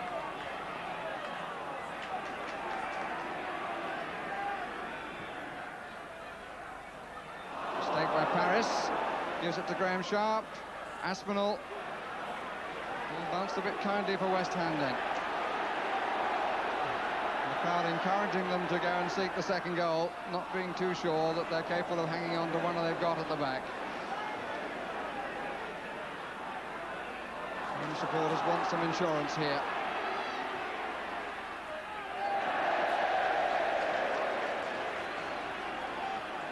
Ratcliffe rather disappointed that Paul Wilkinson didn't make more of that. Conversation on the West Ham bench. John Lyle doing the listening, Ronnie Boyce the talking.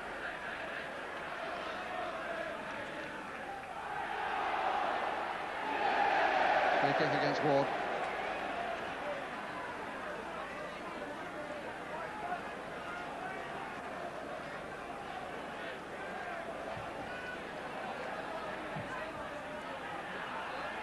Sharp, Wilkinson! Well, he got right underneath it. And from no more than 3 yards. I'm not sure that he wasn't offside anyway. Yes, he's certainly offside. But in trying to get it away from the goalkeeper, put it over the top. The linesman's position over the far side still suggesting that the flag may have gone up, but I frankly didn't have the chance to see.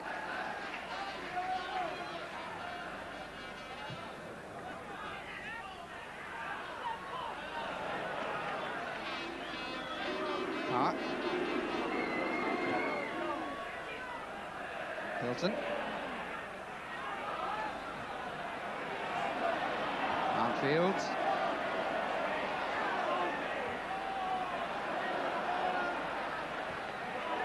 That's a great ball to Dickens from Devonshire.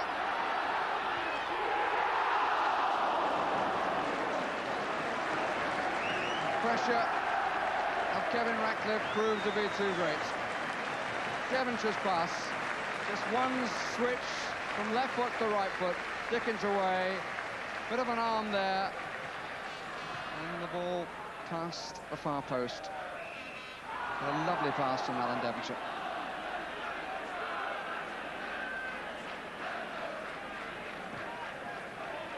Offside. Against Sharp, I think. What an exciting game this is when you see play like that. Alan Devonshire saw Dickens just moved from the midfield, central midfield, just pinpointed his pass through. Really exciting. It's very difficult for forwards, for defenders playing in the line to actually compete against midfield players who are running from deep so fast. But it was really exciting stuff.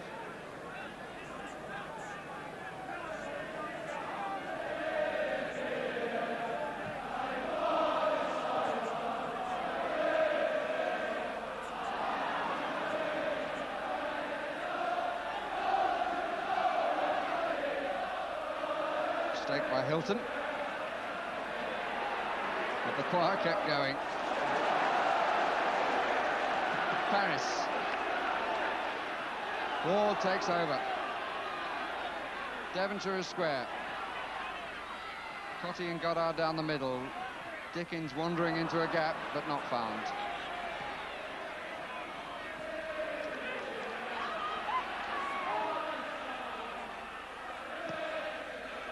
Harris has seen that, and Cotty to chase. Harris behind him, Goddard in the area. Not too many other troops coming forward. Now Devonshire. Goddard.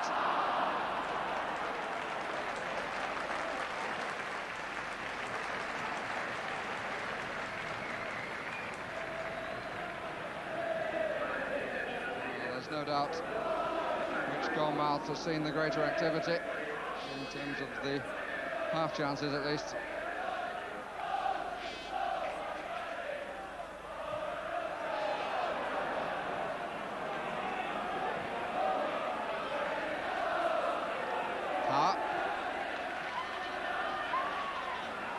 Stewart.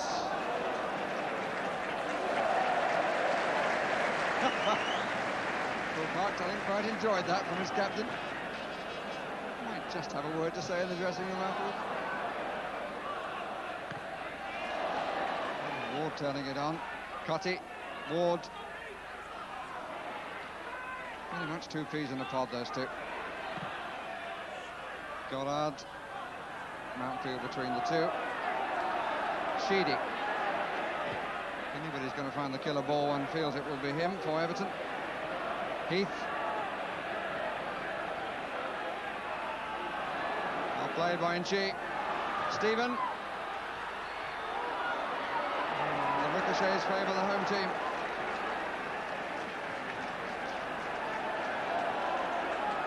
Everton continue to press. Sheedy. Can't get it away from George Paris. Oh, that's marvellous from Devonshire. Such composure, such control and such vision. I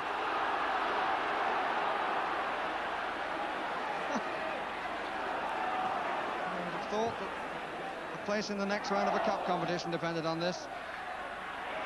Sharp. Stephen. Stephen again. Head of Orr. Feet of Devonshire. Pace of Ward.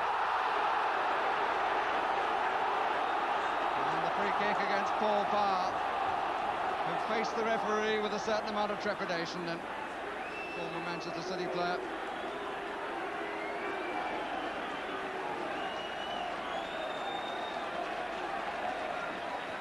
I wonder if those steel blue eyes flashed at all.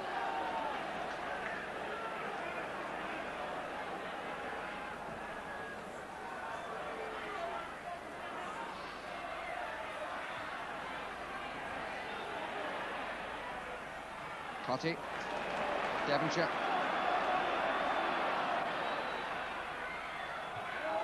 Stake by Ratcliffe. Ward, great stop! Tremendous save.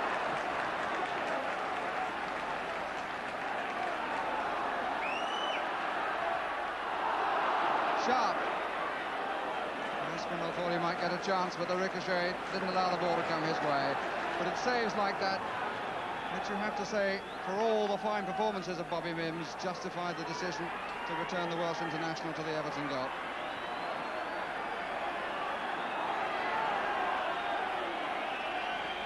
Heath. Nail biters of the finish. Wilkinson.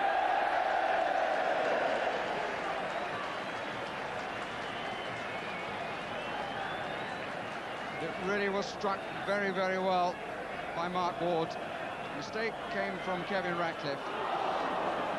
And Ward hit it on the run.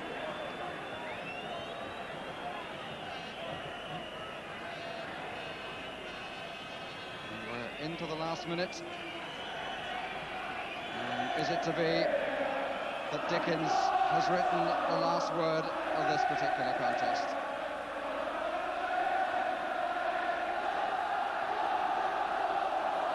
Devonshire. Cotty. Got out in the middle, but not a soul on the far side.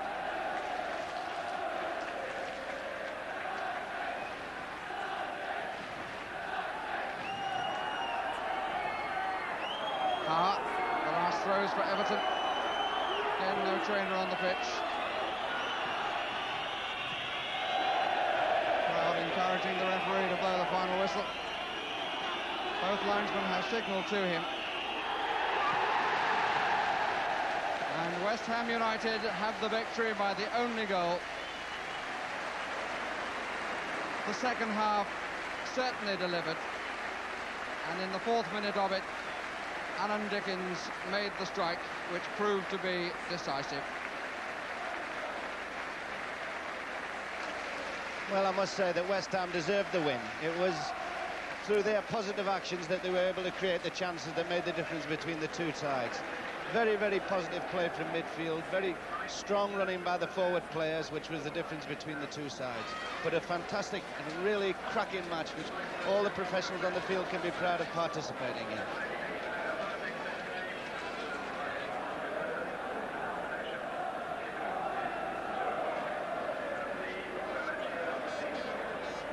Well, I'm not going to disagree with my colleagues on that result there. West Ham did deserve to win that match, I think, quite clearly, despite the fact that it made Trevor Brooking's prediction not quite accurate.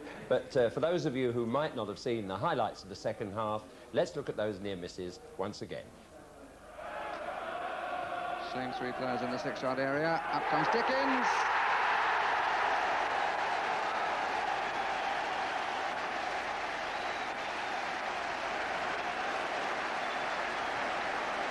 Timed it so well, and it was a real looper.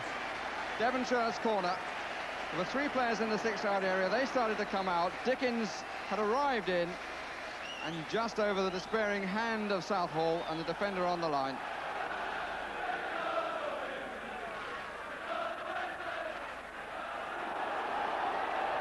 Ward, chased by Stephen. Nice running with the ball. And well delivered, this is Paris. Didn't need the extra pass. There was more room for Paris than there was ever going to be for Cottee. But what a good run by Mark Ward. If you wanted an example of how to dribble the ball, how to play it just nicely in your stride, but have it under your control, that was surely it. In by Gale. Out by Hilton. Only to Aspinall, had no chance at all of controlling that. Oh, that could be a marvellous ball. But it was a marvellous ball and was an excellent challenge by Kevin Ratcliffe. Paris coming out in possession, saw the run of Cottee and very nearly put it on a plate for him, and but for an excellent challenge by Ratcliffe would have done so. Very good example of how suddenly defence can become attack. And here's Paris again. Oh, he struck that one all right. Applause for Neville Southall. Lovely stuff. Oh, mistake by Aspinall. Cottee. Well, he got stuck around his ankles. But I must say, as a neutral, I have to be pleased for the youngster, Warren Aspinall. Didn't see Cottee, he was trying to find his goalkeeper, he wasn't sure what to do, but the ball got stuck for Cottee. Cottee, Devonshire. Mistake by Ratcliffe. Ward, great stop! Tremendous save.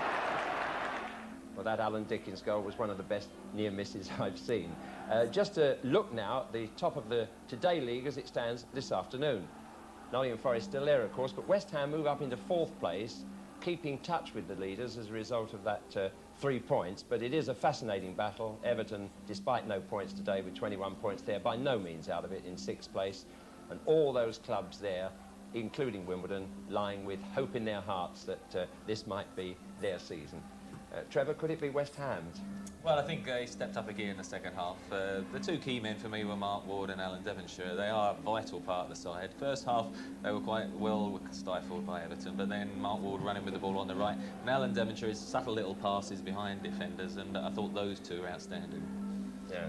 We were going to have a little look at that Mark Ward run because we got quite excited about it. We were talking earlier on about the way in which players can just lift the excitement in a ground. Just pure pace, running with it, not frightened, happy on the ball, and causing so much case with the upset, really, that the final ball was perfectly delivered despite the run. Yes.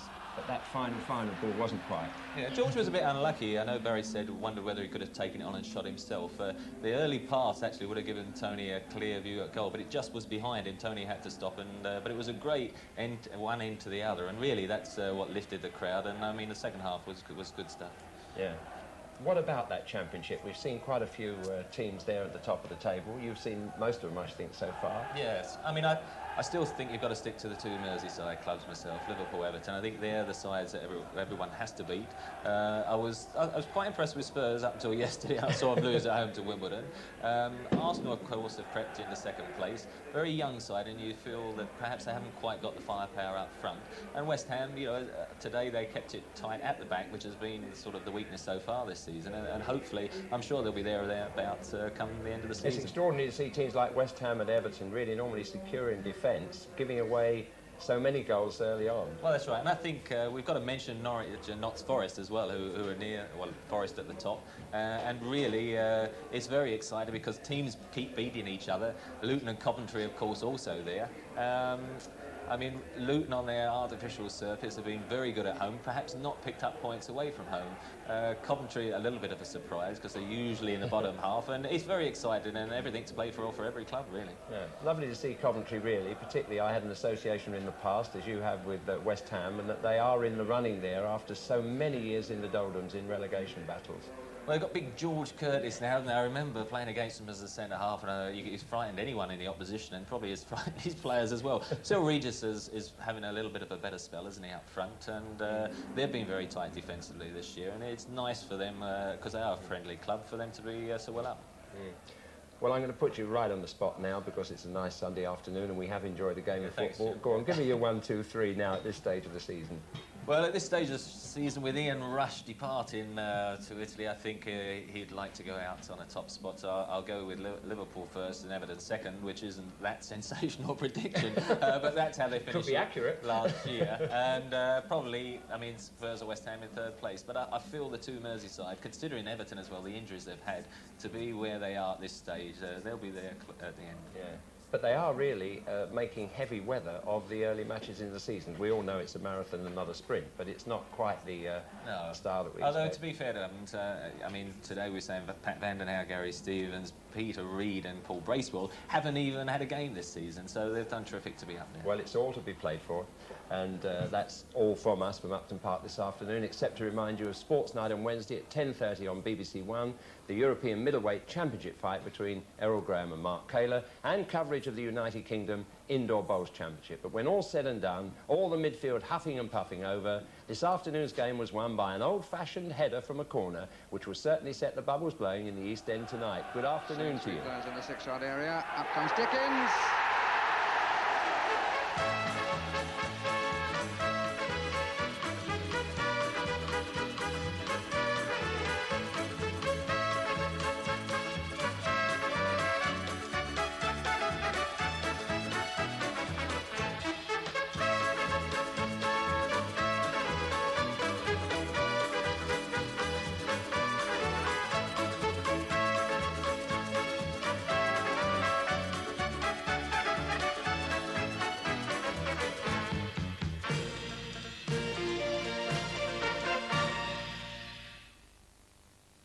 You can see how West Ham won their first ever FA Cup final on this BBC video. There are also two FA Cup finals newly released on BBC Video. 1966 when Everton beat Sheffield Wednesday and 1979 when Manchester United beat Arsenal. All are available at £9.99. Made homeless by his own carelessness, Victor finds himself in an old people's home. But Victor is not a man to grow old gracefully. You've lost everything. Oh, poor man.